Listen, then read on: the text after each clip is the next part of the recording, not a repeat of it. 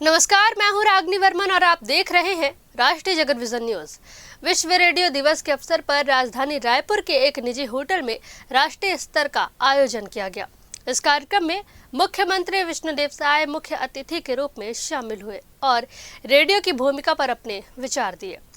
मुख्यमंत्री ने घोषणा की कि प्रदेश में रेडियो कवरेज बढ़ाने के लिए 2 नए ट्रांसमीटर स्थापित किए जाएंगे। ये ट्रांसमीटर अंबिकापुर और सरायपाली में लगाए जाएंगे। इनके स्थापित होने से छत्तीसगढ़ में रेडियो की पहुंच और मजबूत होगी।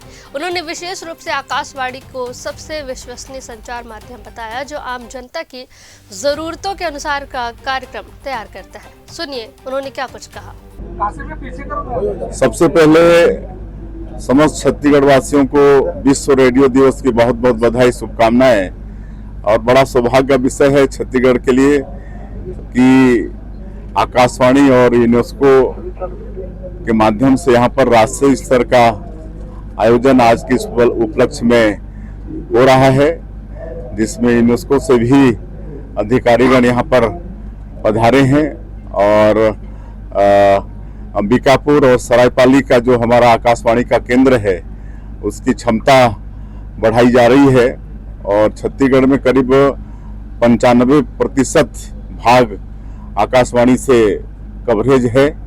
ये बहुत खुशी की बात है कि जहाँ पर बिजली भी नहीं है, मोबाइल का नेटवर्क भी नहीं है, वहाँ पर लोगों को रेडियो के माध्यम से, आकाशवाणी के माध्यम से समाचार और कई कार्यक्रम मिलते हैं।